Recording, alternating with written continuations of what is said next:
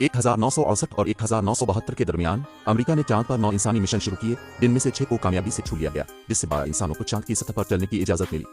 NASA के कमरी खोज के अगले बाब, जिसे आर्टेमिस कहा जाता है, का काम सिर्फ चांद पर जाने के लिए नहीं है ताकि इस पर और उसके इर्द गिर्द तवील मुद्दत की इंसानी मौजूदगी पैदा की जाए, बल्कि मरीख पर जाने वाले पहले से ज्यादा पेचीदा इंसानी मिशनों की तैयारी भी है।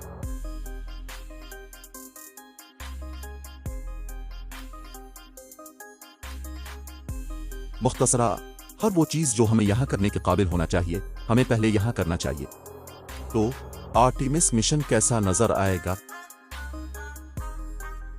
हमारे सबसे अहम अंसर खलाबाजों को जहन में रखते हुए हर चीज को डिजाइन और जांचा गया है।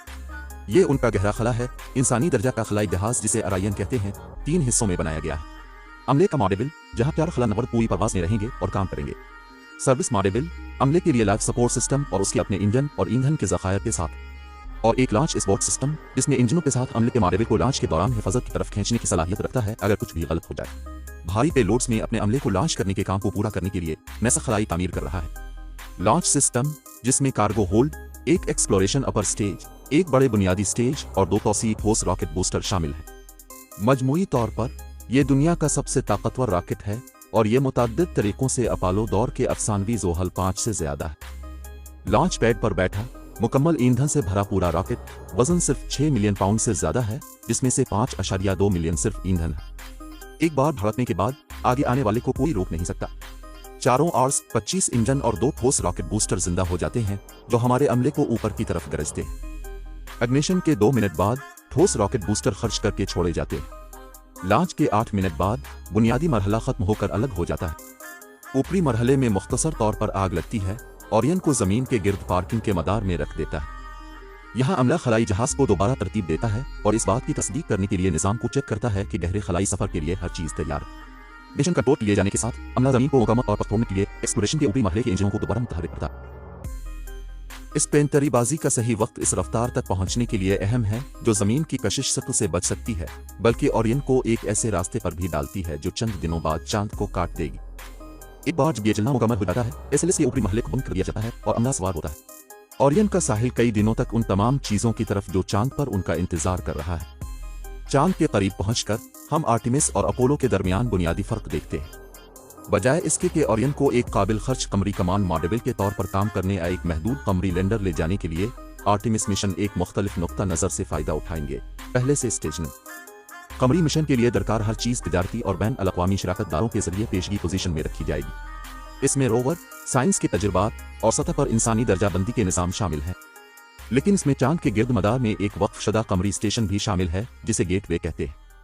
यहाँ इस स्टेशन पर हम एक मजबूत कमरी लैंडर को पहले से स्टेज कर सकते हैं और एक मजबूत मवासलाती रिले कायम कर सकते हैं।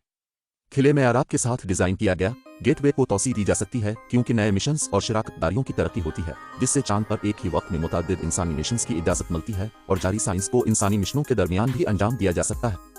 गेटवे के हर हिस्से तक रसाई की इजाजत देने के लिए अपने मदार को एडजस्ट करने की भी सलाहियत रखता है। चांद वो कुछ जो अपोलो मिशन नहीं कर सके, लेकिन इस नुक्ता नजर के असर के लिए गेटवे को एक मुनफरिद हालो मदार में रखना है ताकि मरीख के मिशन के लिए दरकार चालों को मुकम्मल किया जा सके। और तिजारती और बैन अल-अक़वामी मवाक़े की बढ़ती हुई फहरिस्त के साथ गेटवे ज़मीन और उससे आगे की तमाम चीजों के दरमियान एक मिसाली मरकज है।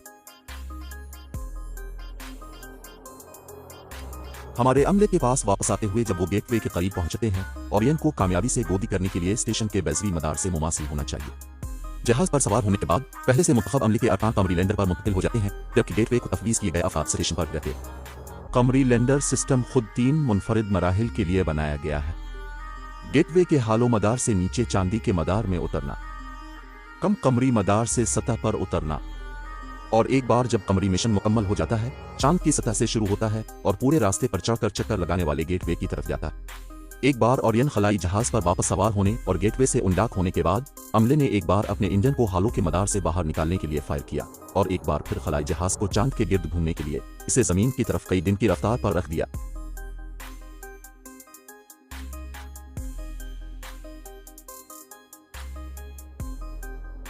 जैसे ही वो इस सफर के इख्तिताम के करीब हैं, सर्विस मॉडेल जारी किया जाता है और अमले का मॉडेल पहले हेड शील्ड पर मबनी होता है।